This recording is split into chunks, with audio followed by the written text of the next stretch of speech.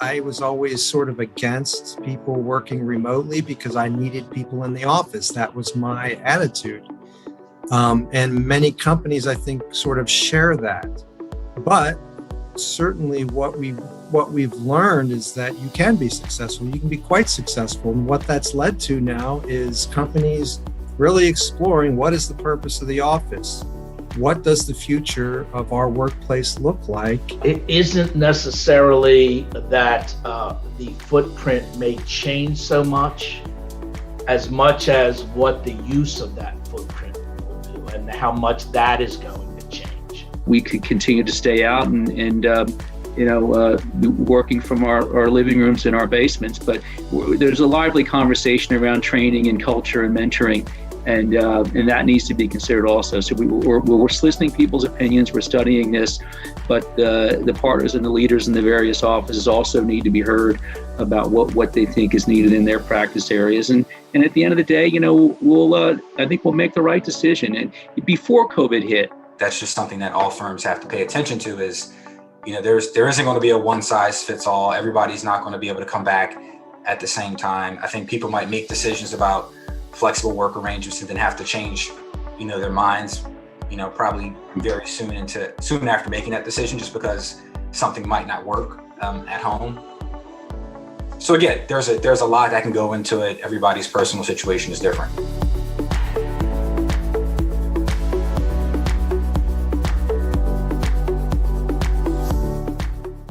Thank you so much for joining us, everybody, today. I'm really excited to get into talking about the future of in-office legal work. I'm going to start off by just giving some context about our event today. So Tenant Talks is a global nonprofit speaker series focused around topics and ideas to improve office environments and the ways office design is impacting how organizations function today and in the future. Featuring speakers from various industries, disciplines, and locations across the globe. Our purely educational events bring leaders together for an opportunity to discuss their personal experiences, challenges, and ideas around the use of office and the evolving ways that we work. So that's kind of a profile of Tenant Talks. My name is Justin Henry. I'm a reporter with the Legal Intelligencer and ALM Media, and I cover the business of law firms with a particular focus on the Pennsylvania legal industry. And I'm really kind of approaching our talk today with our distinguished panelists as really an outgrowth of a lot of the ongoing conversations that we're having with firm leaders about, just where their thinking is right now about the future of in-office legal work, given the context that we're in kind of an uncertain time. It's really helpful to kind of be able to think through some of these topics about in-office legal work and hybridized work structures kind of in real time. So I'm very excited to dive into some of our questions. What I'm going to have each of our panelists do right now is kind of introduce themselves, their role at their firm, and kind of have them outline where their thinking is right now about their plans for having their lawyers return to the office later this year. So why don't we start with Mitchell Kaplan? Okay, thank you, Justin. And good afternoon to everybody. My name is Mitchell Kaplan. I am a chief cook and bottle washer at a mid-sized law firm headquartered in Philadelphia called Zarwin, Baum. I'm the managing shareholder there. And we also have offices in New Jersey and in Delaware, and we're a mid-sized law firm. Did you want to know where we are? Is that part of what you want me to say, Justin? Yeah, just to kind of get the ball rolling, just where are your general thoughts right now about bringing people back to the office? For us, we're kind of in the early stages of planning what's ahead for us over the next 6 months. I think that's what we're looking at to see, how things are going to evolve over that period of time. But we're getting prepared. We're getting our office ready for those things, for the technology that needs to change, for some of the spacing that needs to change. But we're making those, we're planning those adaptations right now. Gotcha. And so, Jeremy, why don't we hear from you a little bit about, your profile Sure. and where Yeah. your thinking is. Yep. Hello, everybody. Good afternoon. My name is Jeremy Drummond. I am a design principal at Formcraft, and we're a design-led integrated project delivery firm. So I'm an architect, not a lawyer, but my focus is workplace environments. So while the past year has been sort of, scary for me in many ways, it's been one of the most interesting years of my life, because we're really focused on developing workplace solutions for clients across all industries, including the legal industry. So it's been just really a great learning experience, having the opportunity to talk to all these leaders across different industries about what's changed in their business model, what they've learned in the past year, how they worked before the pandemic versus, the things they're considering in the future. And that's what we are focused on, is helping people develop strategies that they can then implement into their built environment. Gotcha. Okay. Marcel? Good afternoon, everyone. My name is Marcel Pratt. I am the office managing partner for Ballard Spahr's Philadelphia office. I've been in this role for a little over 60 days after leaving my job as city solicitor in Philadelphia. So I traded one set of challenges for another. But this is a interesting time to be in an office managing partner role.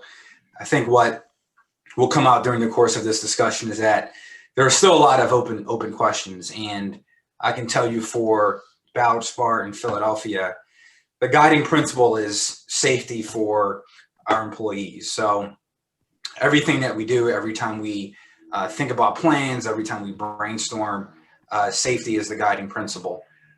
We are looking forward very much to resuming in-office operations. We still don't know when that will be, but we are starting to, again, brainstorm and plan more for what that could look like. But it's going to depend on, again, a host of factors related to safety. Vaccinations are increasing, and I'm sure that will change the dynamic as well. And then also getting a really good sense of how our staff and attorneys, how they feel about coming back to the office and getting that feedback. I mean, that'll certainly help us plan around what a return to office looks like. And then also, if there are additional things that we need to do with our space, any changes in technology, which I'm sure we'll get into at some point. So those are some of the issues that we're thinking about.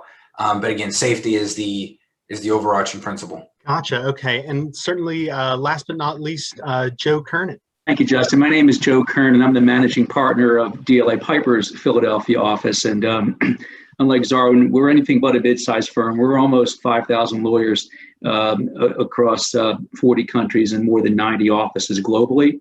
In Philadelphia, we have about 65 lawyers, main practice groups, litigation, corporate and finance, and intellectual property. My personal practice is a commercial and class action one.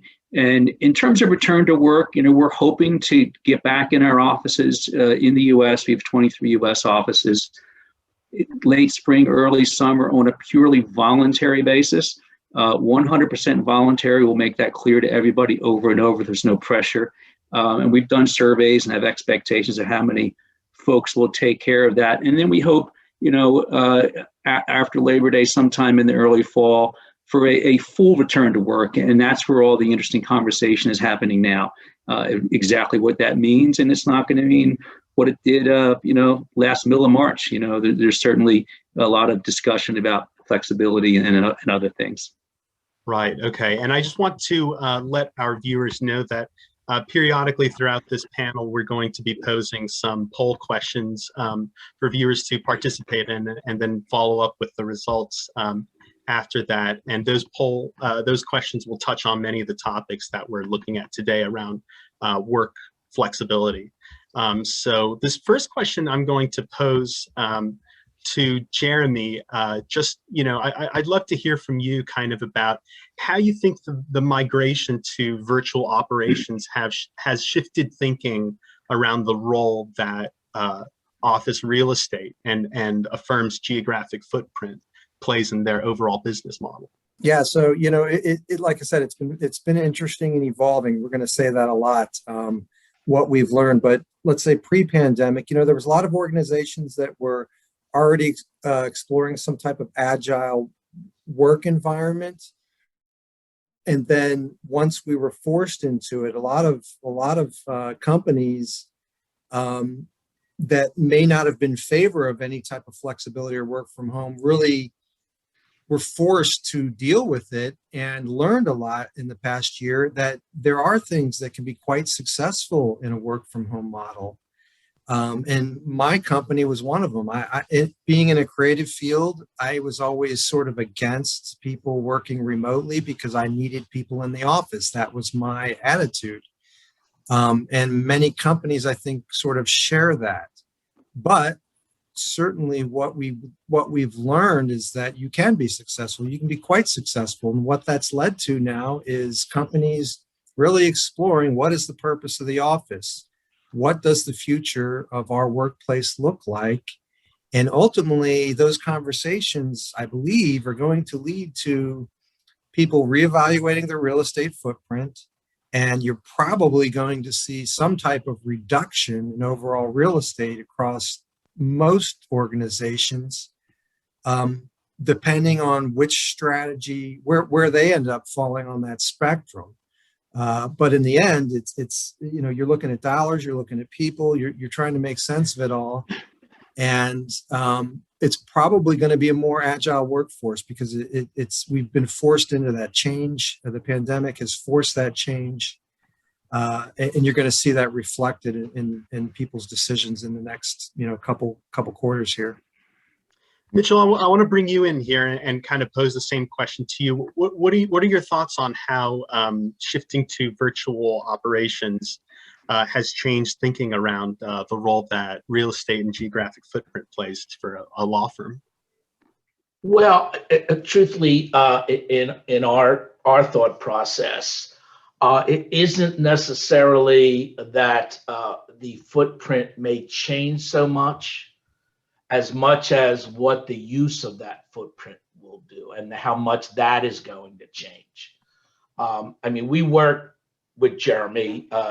I have a little unique position because our firm literally moved the end of January to new space at Commerce Square, and 6 weeks later we're banished to our homes.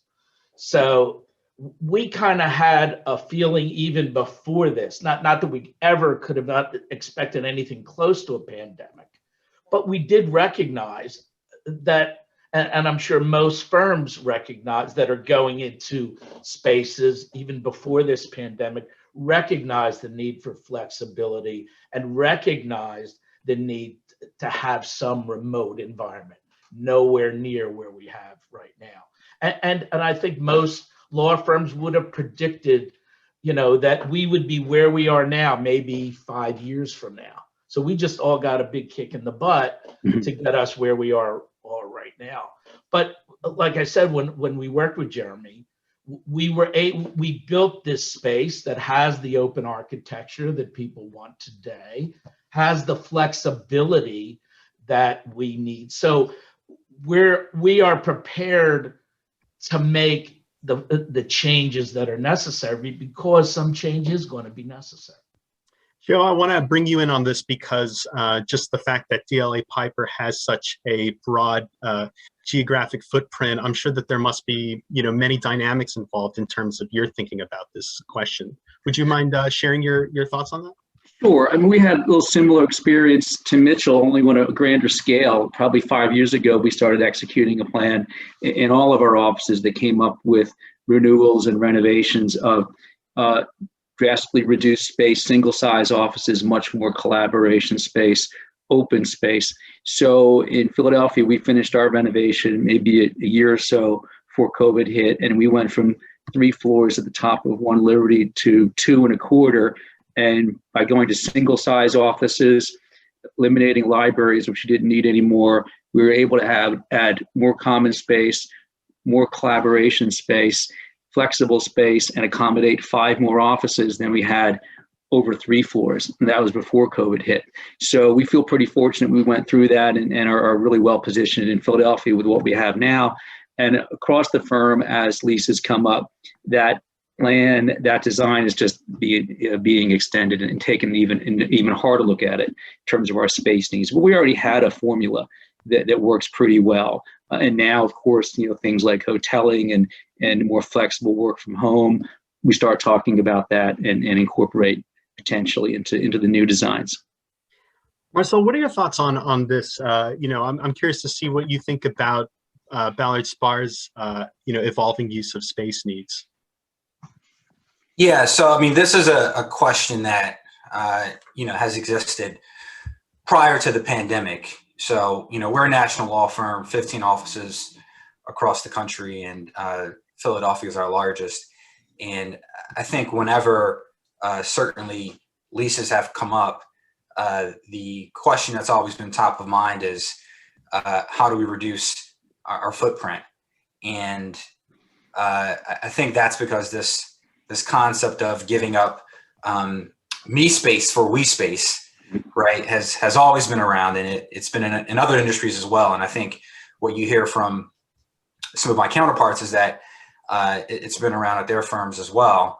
But it's this idea of de-emphasizing use of personal office space and making the office a place that is more ripe for collaboration. And again, that idea has been around for quite some time. But I think the pandemic has certainly accelerated sort of the urgency and how much attention we pay to our real estate. And I think what we all can agree is that the traditional law office model might not be as cost effective or as useful as it once was, and that there are ways to save costs and just use our space more efficiently. But I think the question that a lot of firms are facing is is the office a place where you just always come in and work, or is it a place where you come in mainly for collaborative purposes, right? And I think you kind of have to get a sense of where your firm wants to head in the future, and so you can design your space accordingly. But I think we're taking a close look at it. I don't think the geographic footprint is going to change for us. Certainly not in Philadelphia. I don't think you're going to see any firms leave the business districts, their respective center cities across other municipalities. I just don't think that's going to happen. I did read an article recently about some firms moving into smaller, retail type space. That might work for some firms, but I don't think that's a trend that you're going to see. So to answer the part of the question about geographic footprint, I don't think that's going to change for us in Philly, and I don't think that's going to change for other firms as well. That's just my guess. Right, gotcha. And before I move on to our next question, I just want to make sure that I mention that this event has a supported charity. It is Alex's Lemonade Stand, which has a mission to change the lives of children with cancer through funding impactful research, raising awareness, supporting families, and empowering everyone to help cure childhood cancer. And I also just want to mention that we'll take the last 10 minutes of this panel to field some questions from viewers. And on behalf of each question, TenantTalks is donating $5 to that charity. So Marcel, I want to follow up with you real quick and just kind of talk about, as the office managing partner in Philadelphia, what kind of feedback are you hearing from other lawyers throughout Ballard Spahr's footprint, just about their plans for bringing folks back into the office? And I'm wondering if there's anything, perhaps unique about Philadelphia in that regard. No, I think pretty much everywhere you look, and I'm sure this is true of other firms, we know that people want to maintain some level of flexible work arrangement. So I think flexibility is here to stay for quite some time. I don't think we're all going to be back in the office at the flip of a switch. And I think in-office activity is going to increase more over time, but it's going to be gradual. And I do think some portion of it is here to stay indefinitely. I think for us with, our footprint overall, we have to understand the needs of, each individual office, and, that's going to be informed by a whole host of factors. I can say that we did, do somewhat of a survey in another office because we're going through some space changes there. And, what we've seen is that our associate lawyers, have a pretty strong preference for maintaining flexibility, and would even give up, dedicated office space in exchange for having a flexible work arrangement. And again, that was a smaller office, very defined population, but partners were less likely to do that. So, and again, I think that's the trend that you're going to see everywhere. Associates more likely to, or will probably want to maintain more flexibility and would be willing to give up dedicated space to do so. I think partners are going to be less willing to give up some of that space. So, I think that's, the feedback that we're getting as we, discuss this issue anecdotally across offices. But I think for us in Philly specifically, we'll have to just get a really good sense of what, our lawyers and staff want to do. There is an effort underway. There's both sort of measuring through surveys, but also, anecdotal evidence as well, and just kind of getting a sense from folks. So we'll see how it all shakes out. And Joe, I'd love to hear from you a little bit on this topic, just about, what kind of feedback you're hearing from lawyers about their preferences for in-office versus remote work. And if you're noticing any interesting, patterns or trends among attorneys of certain practice areas, industry groups, or, tiers. Sure. We're knee deep into doing the surveys around the country and studying this issue. Like I said, we're hoping to get back in on a voluntary basis late spring, early summer, but we, still in flux, of course, and looking at developments. And then, and again, in the fall sometime, the hope is, and we still don't know, a full return. So we're asking people, would they be, like Marcel is doing, willing to give up personal space in exchange for a very flexible work from home? And we are seeing staff is trending a little bit higher on that, but it really seems to be not a one size fits all, because it's very variable across the offices, and we're still very much looking hard at that. But one thing that's clear is we can't just make the decision based on money. We had a great year last year. We're off to a great start. We're all remote. And if it's purely about dollars and cents, we could continue to stay out and working from our living rooms and our basements. But there's a lively conversation around training and culture and mentoring. And that needs to be considered also. So we're listening to people's opinions. We're studying this, but the partners and the leaders in the various offices also need to be heard about what they think is needed in their practice areas. And at the end of the day, I think we'll make the right decision. And before COVID hit, on any given day, upwards of 50% of our lawyers in the U.S.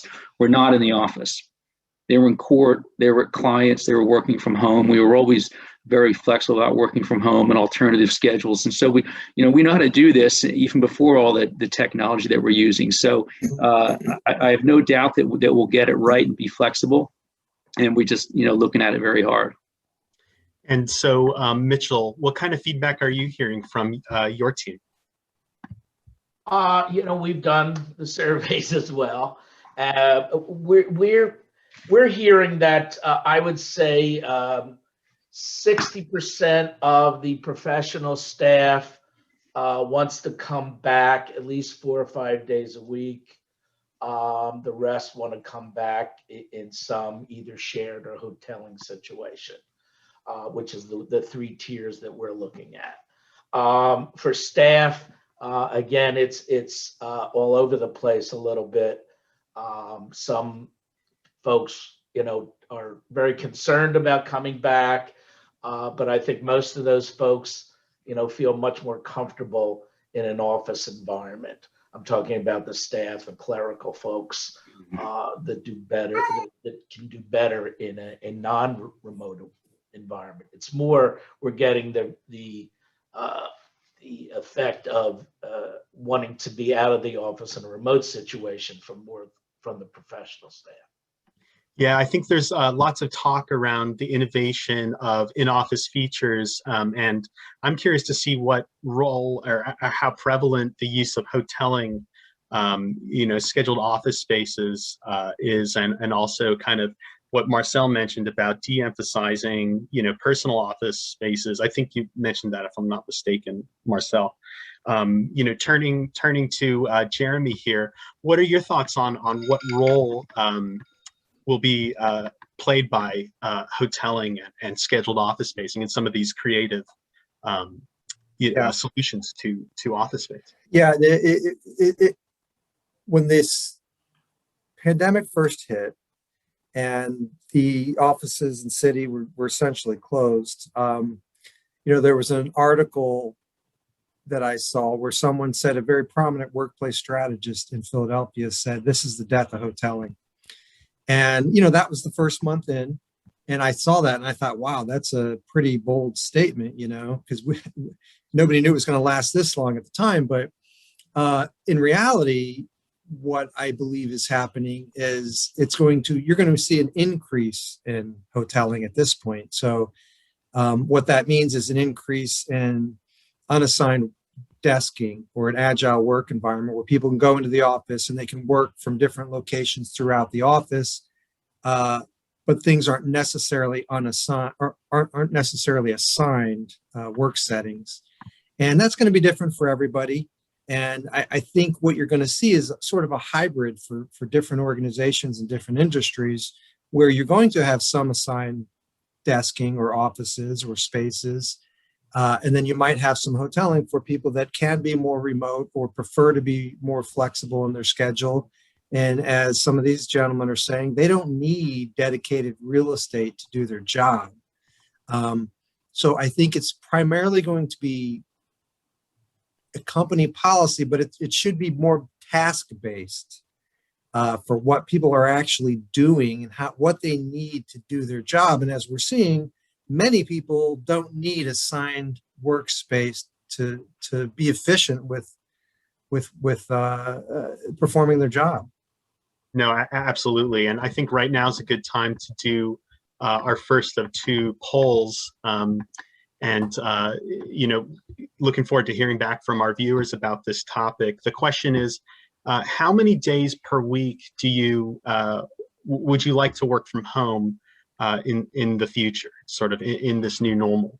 And so, how many days out of the work week would you like to work from home? Curious to hear back from our viewers about that. So turning to Joe now, curious to hear your thoughts, Joe, about hoteling and, shared office spaces and kind of rethinking floor plans across your footprint. What are your thoughts on those creative solutions?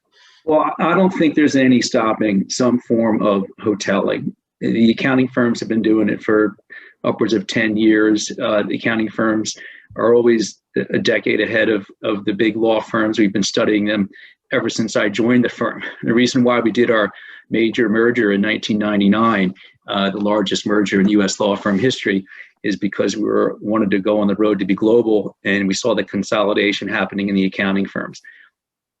And hoteling is something that's it's old hat for the accounting firms, and it's coming for sure. And so we're studying it both through our surveys and looking at our space and looking at the different constituents. I mean, it's not going to work the same way in every practice group or every level of employee. So that's still to be worked out. But there's a lot of evidence out there for us if we just spend some time with the big accounting firms and understand their experience. And so we're hard at work doing that. We just went through a renovation in Philadelphia. We don't need to do hoteling. We have about 65 lawyers in space that can hold 85 or 88. But if we do come to a need with a space crunch, I'm sure that will be the conversation before we're allowed to go and exercise an option or get more space.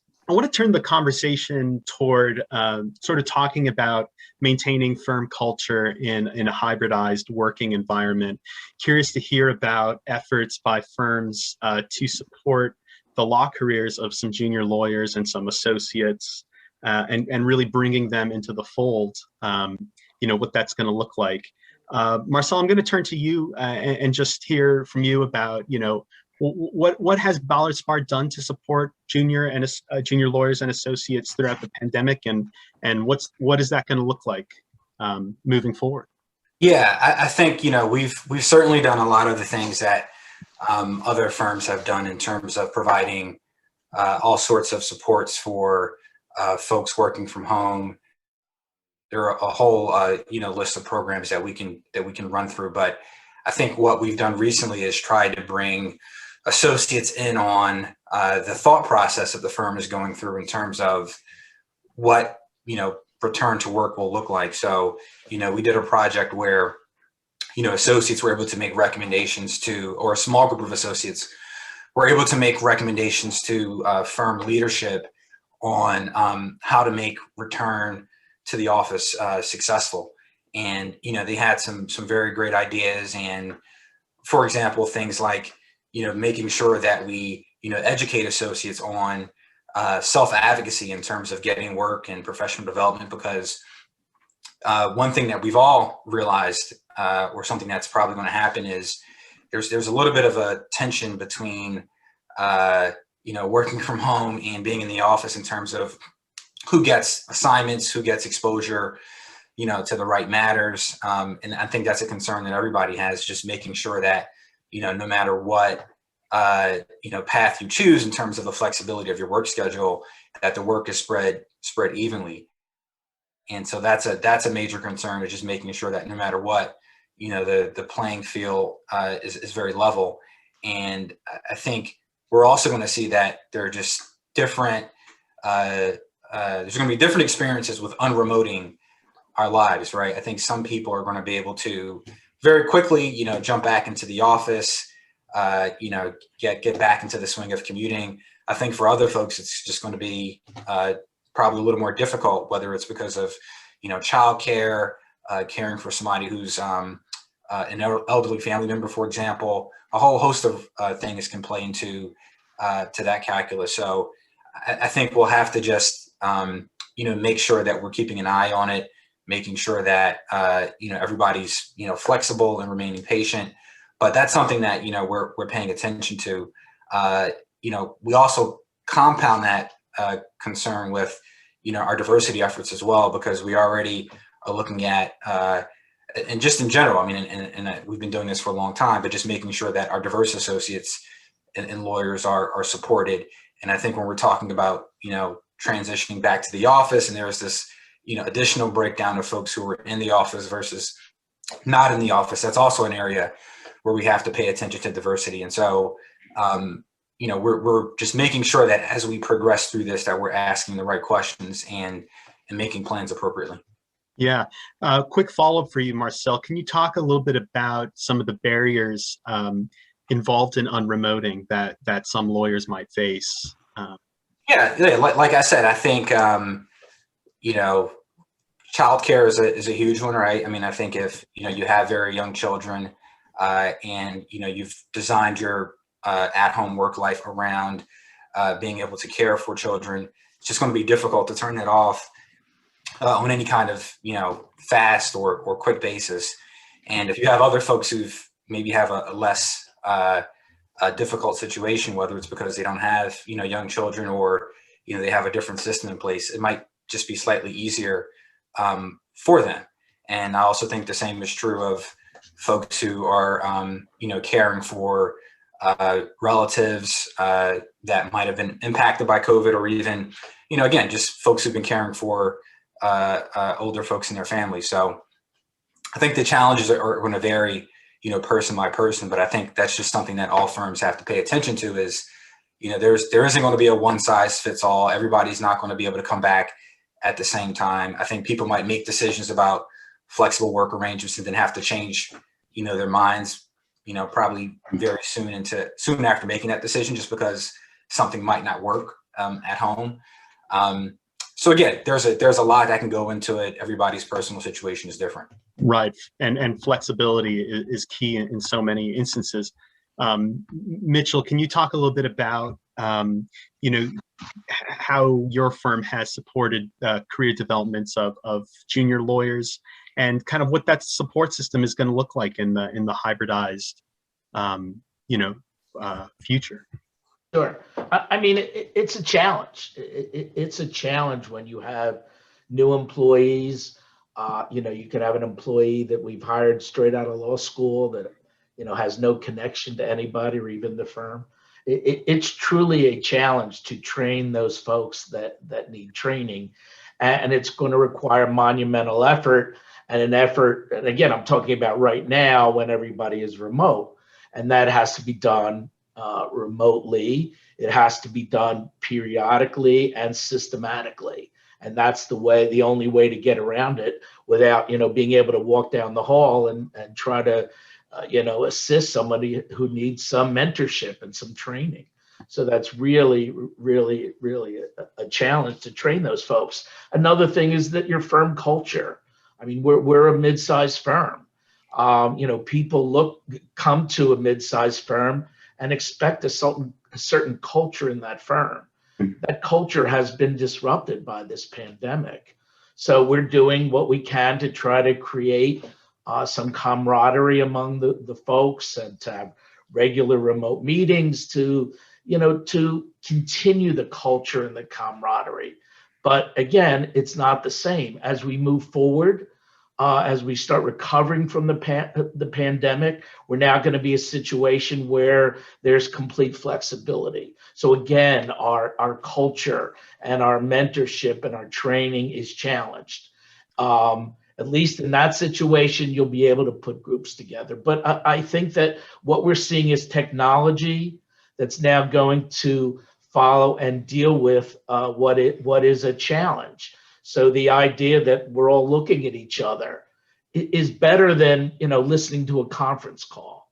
We can see folks. It's better. It's visual communication. That's not as good as being live to somebody who you're offering that mentorship and who you want to give that training to. But at least it's better than trying to do it without it. So. Right. And so, Joe, I would love to hear from you on this point. Kind of your thoughts around the challenges in maintaining firm culture, especially in the context of bringing junior lawyers and associates into the fold.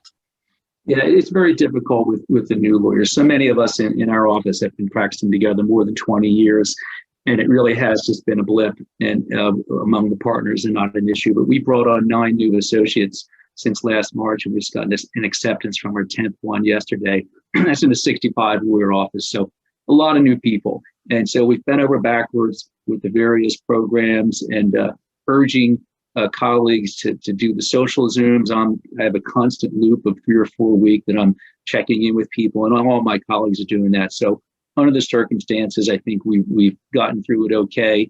We've done a lot of training and training academies that are usually in person. We're doing them online. The business is going well, but with these new folks in particular, we do feel like we need to get some FaceTime with them and get some in-person time. And so we're all very much looking forward to the day when we can go back. To Marcel's point of the unremoting, that's one of the reasons why it's going to be a significant period of voluntary only. You can't flip the switch and someone who's got the healthcare and childcare arrangements all set up and suddenly it's got to come in 4 or 5 days a week. So when this does happen, there'll be a period of multiple months, purely voluntary, to give people a chance to get those new arrangements in place. And then when it's full return, there will undoubtedly be a measure of flexibility. But there's a lot of conversation around those first through 6 years out of law school. And if all of our junior lawyers say they want a hotel and never come to the office, we have to have a conversation whether that makes sense around their training and their mentoring. So it's different for a 20 or 30-year partner. So we got to balance all of that, the need for flexibility and the need for these people to be trained formally and also the informal training. Talked about this morning on my call with my Philadelphia partners. Every client call and call with a court when you're a young lawyer. The partner has you come down to the office 15 minutes early, and after it's done, you have this debrief that happens. And too often now with Zoom and remote, we schedule our days kind of tightly, and you have this great client call with your associate, and then you click leave meeting, and you're all on to your next thing. And that sort of organic, natural learning that happens, it doesn't happen naturally. Now, you can plan that, and that's one thing that we're trying to do. So when I do have a big call with a court at 1 o'clock, I should schedule a pre-call and a post-call at the same time. And so if you think about it, you can do some things, but there's no substitute for having that happen organically around the office. So we're getting through it just fine, but we very much hope to get some measure of in-person to really do the training and keep that great culture going. Like you said, Mitchell, you're a mid-sized firm, and we're a mid-sized office. And so it is a big a selling point, and one of the features we love is that camaraderie. And so we want to get back to that. Yeah, just to jump in, piggyback on that point, Justin, because I think you made a great point. A huge part of this being successful is going to involve giving partners the tools to operate as we return back to the office, because I think a huge amount of responsibility is going to fall on partners to make this work. I know we talked about helping associates figure out how to navigate flexible work arrangements, but I think a huge amount of responsibility falls on partners to make sure that as they allocate work, that they're considering the challenges of some folks being at home, and that work is not disproportionately assigned to folks who are in the office. And then also, I think that needs to expand to client development opportunities and figuring out ways to make sure that, associates are a part of that as well. And, as Joe mentioned, there are, sort of little things that, we have to be aware of, as we go about our day when we're in this, hybrid environment. So, scheduling time where everybody can kind of be together, both, in the office and having folks, virtually, socialize as well. We just have to be more cognizant of those things, because again, it's not going to really work for everyone's benefit if we're not actively paying attention to ways to keep folks who are at home engaged. Right. Okay. So before I move on to our conversation about kind of health and safety protocols, and you're thinking around vaccination requirements, I'm going to pose our second poll here. And I'll read it briefly, and then viewers will have the chance to respond. Given the impact that COVID-19 is having on the way we work, what do you feel is the most likely effect on your office space in the future? And so that's the question, and we'll be curious to hear back from our viewers about that topic. So moving on to a discussion about health and safety protocols, and you're thinking around vaccination requirements. I'm going to turn to Jeremy for this question. Just looking to hear from you about what some of the safety features, health and safety measures that firms are implementing in their offices. For right now, and also for the return to work. Yeah, I think, it's a good point. There's sort of a short-term evaluation of it, and then there's a longer term that people are discussing. Short-term is the things we've heard and learned over the past year for sure. Masks, temperature checks, social distancing, increased cleaning protocols. That's something I think that will last. That'll be a lasting effort, and become a standard protocol for most organizations. Some of the other things so I like to talk about the perception of safety. That's something everybody has to manage for their employees and their guests and visitors, because we're all so much more conscious of what's happening around us, what we're touching, how close people are to us. And that might change, it might get back to a little more normal after, let's say, 6 months or a year, but there's always going to be a sense of that people are just more socially aware. And so I think cleaning protocols, people are starting to evaluate like creating public versus private zones. And law firms have kind of, they've often looked at their space that way, where you have a public zone where you can bring clients, an engaging experience, where you can have catering, cafe, restrooms, client rooms, but they're not necessarily just able to access the office. And that can do two things. That can help you manage the perception of safety for your own staff, your own employees, knowing that their environment is more controlled, so to speak, but also make your guests feel more comfortable as well in an environment that is more sensitive to how it's being used, how it's cleaned, and things like that. But you're also going to see a lot more communication, I think, as far as just the protocols on how you use space, what the company's doing to manage safety, what the company's done in the past year, or what the landlord might have done to the building to make it a safer environment. And that'll be a consistent message, not just post-pandemic, it was before also, but just consistent communication from leadership. And it's going to be an evolving thing, but making sure that leadership is giving the same message consistently. And so I would love to hear from Joe now about some of the safety measures that DLA Piper is implementing. Sure. Yeah, safety is certainly paramount, and we developed a 10-point plan for return to work. 8 or 9 months ago, when we all thought we were going back and did not go back, and there will be another 10-point plan, but it looks different. For example, the original 10-point plan, there'll be no water cooler, no coffee or tea. It's all shut down. You can't touch the microwave. And based on what we know about how COVID's transmitted, that's not going to be the case. You will have a microwave you can use and a water cooler. And so it's an evolving thing, and we're constantly looking at what the current state of the art is, whether it's the CDC or locally. We have 23 U.S. offices, and we take a close look at the local jurisdictions. And then not all offices are equal. We're trying to do things on a uniform way, but for example, we have offices where virtually the entire workforce drives to work, parks their car, walks into a low-rise building and up a set of stairs. And then you have New York, Chicago, and Philadelphia heavily relying on mass transit. So it's a lot trickier dealing with those differences when it comes to return to work. But we're fortunate that our current model of office design, although no one was thinking about catching the flu or COVID when we did this, but we have the public floor, which is very self-contained with the catering and those restrooms and whatnot.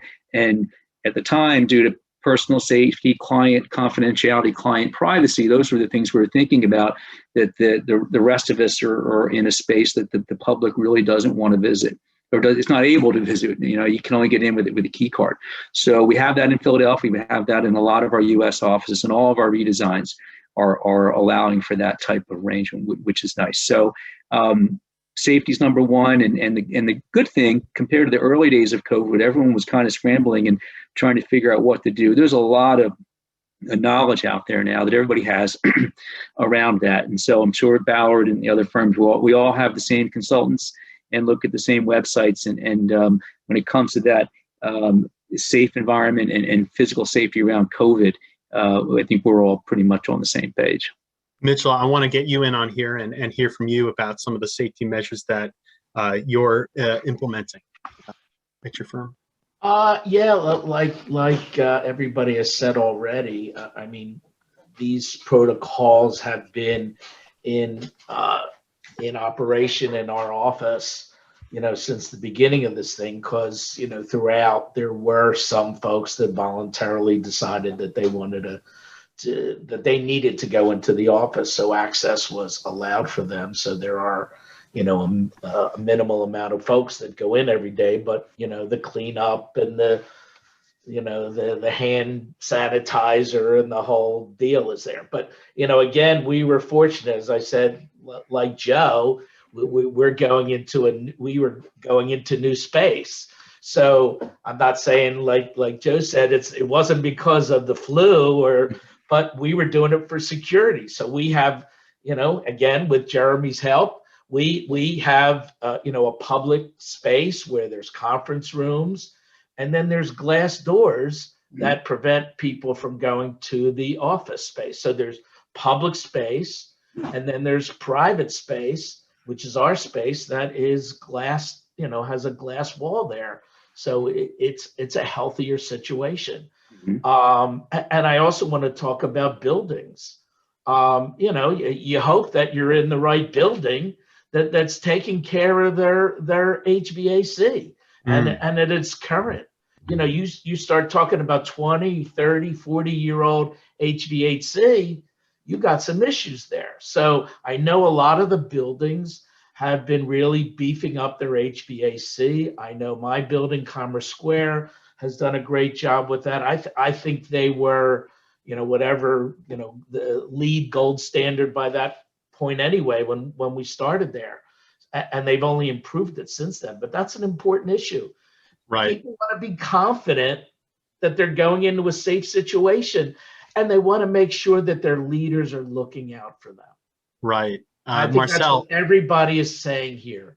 Right. Whether someone's going to get sick or not is one thing, but truthfully, these folks, these are our folks, and we want to make sure that we're taking care of them, and they know that they have the confidence that we are taking care of them. Marcel, anything to add in here on this point? Some of the I just jump in quickly. We're doing a lot of the same things that have already been mentioned, but Mitchell is right. We want to emphasize the folks that we are, being extremely safe and doing everything in the best interest of our employees. And like Joe, we have a phased plan for return to office, and obviously the floor for safety is going to be local, state, and federal guidance. But we're also planning for kind of what those protocols might look like as we return back to the office, and whether we need to do things sort of above and beyond.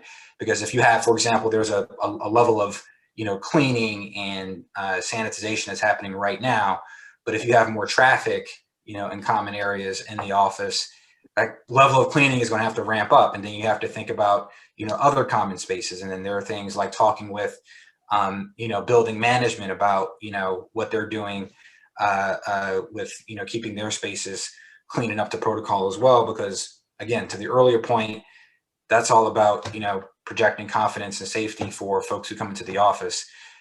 So again, I agree with everything that's been said. Yeah. And so before we move on to some Q&A questions that we've been getting from viewers, would love to kind of hear from each of you about what your thoughts are around requiring a certain vaccination threshold for folks to return to the office, and kind of why you're making the decision that you are with that. Why don't we start with Joe on that? Yeah, we've looked at this, and we are not going to mandate vaccinations for return to work, but we are strongly encouraging that everyone get vaccinated. But given our timeline, which is even still subject to change, though, late spring, early summer, and the fact that it'll be purely voluntary, I don't know that we need to do surveys and get a sense of the percentage of the folks who are vaccinated is becoming more and more widespread every day. And certainly by the time we would get to a full return, it would be many months from now. And so it'll be purely voluntary for a significant period of time. We will not mandate that folks get vaccines. We're just going to very strongly encourage that they do. Right. Okay. Mitchell? I agree with Joe. At least personally, I don't think that that I personally feel that we're going to mandate vaccinations for folks. But again, that's a policy that is evolving, and we have not made a conclusion yet. But I frankly can't see us requiring folks to do that. Marcel, how about for Ballard Spahr? Yeah, we're in the same sort of posture. We are not going to require anyone to get the vaccine, but we are strongly encouraging it throughout the firm. And recently we held an event on vaccine hesitancy where we had some medical professionals come in and present to the whole firm about vaccinations and why we encourage that they be taken but also looking at it from a perspective of diverse communities and why you have people of color why they might be more hesitant to take the vaccine from a standpoint of, historical discrimination in healthcare. And we explored some of those issues as well. But, again, we're strongly encouraging it, not requiring it, and also trying to make people feel more comfortable through, exploring some of those issues. Gotcha. Okay. And so now I'm going to turn to some Q&A, some questions that we got from viewers. Some really great, drilling down on some of the topics that we've been talking about. I'll throw these questions out there and whoever wants to respond can. How are firms dealing with mentoring younger attorneys? Are associates learning as well virtually from their mentors? So we kind of touched on this, but, do you think that you can learn as well virtually from your mentors in a law firm? What we've tried to do in our firm is, well, like Joe's firm, we've hired a number of new folks in our office as well. So, we've had those challenges. We have a one-on-one mentorship program that we're requiring regular check-ins, regular discussions. So we're trying to make it a systematic approach to the mentorship. It may not be, may not be the cases that the mentor may not be the person who is actually the supervisor, but just might be a person that's there to provide support. So it's not just a supervisory relationship, it's also a support relationship as well. Gotcha. Okay. Anybody else want to touch on that? I'll say, we're doing some of the same things. There is that, structured mentorship piece that we've very much emphasized, and I think also encouraged, partners and practice groups to kind of do their own thing as well. Because, as when you're in a big firm, every practice group department has its own personality, and you can't have a one size fits all approach for what constitutes organic or structured mentorship. So we've done the structured pieces also, as well as encouraged sort of department or practice group specific efforts. The second part of that question I heard was, are associates learning as well? And when I first thought about this, I thought maybe there was a huge disadvantage to being in a remote environment. I've heard some other folks express different thoughts, which is we don't know yet. We don't know how much this is actually holding anybody's professional development back. I mean, we can certainly infer that it might, and like I said, that was my initial reaction. But I've heard the competing argument that we don't know the answer yet, and only time will tell.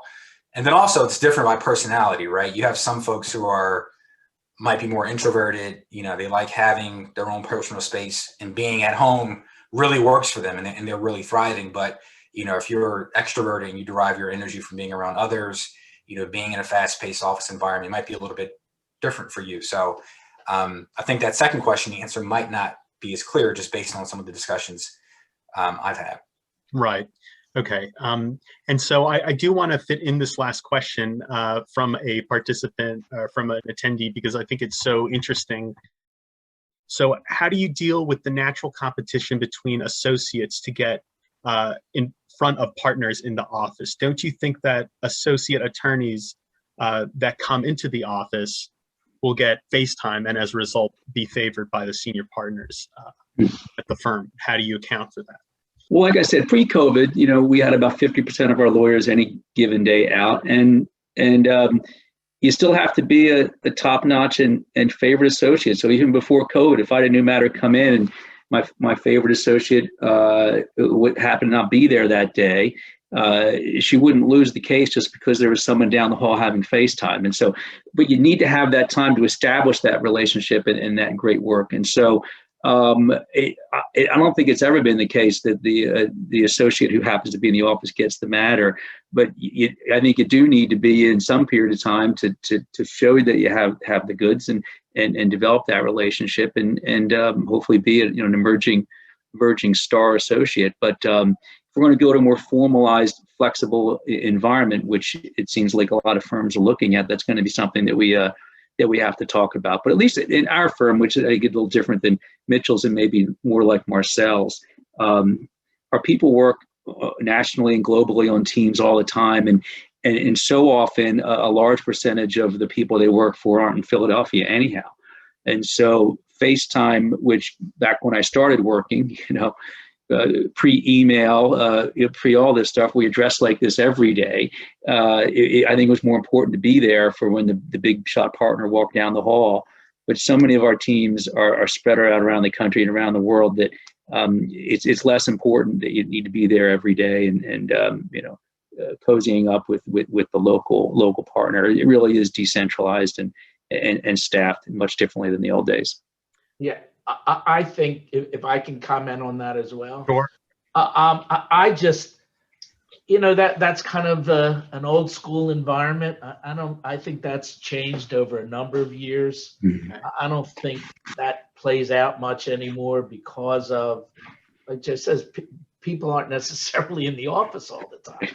You're not making an assignment based on the person who walked across the hall with me. You're making the assignment on who's the best to handle this case. So that's a matter of knowing the folks that work together, and that's also created by a very tight organizational structure that allows for people to have accountability, so that it's not that the decisions aren't made upon whether someone's in the office or not. I can't believe many folks are making their decisions that way, and if they are, then they're not going to be in very well. I think it just goes back to that sort of education training component, making sure partners understand that just because someone's not in the office doesn't mean that they're unavailable. But it's interesting because I don't know whether it's going to shake out as partners will just go to who's the best regardless of what their arrangement is going to be, or if there's going to be that sort of top of mind instinct where you naturally go to the folks who are in the office. But I think no matter what, we have to plan for that and make sure that in office, the folks who are in the office more aren't given advantage that folks who are home don't necessarily have. Hey, Justin, the days of Dan Draper and sitting around, the partner's office with a scotch. I think it's Don Draper anymore. Yeah, your point is well taken, for sure. Well, it looks like we are at the 1 p.m. mark, and I just want to extend my sincere gratitude to each of our panelists for taking the time to help us think through these very dynamic topics. And we're looking forward to continuing the conversation in various forms moving forward. And I'll just invite the viewers who are tuning in right now to stay tuned for more upcoming Tenant Talks events. I believe there's one coming up at the end of April, where we will be, exploring more topics related to the evolution of the legal practice. So stay tuned for that. And other than that, all I have to do is say thanks so much for tuning in, and thank you to our panelists. Thank you. Thank you, everybody. Be here. Bye.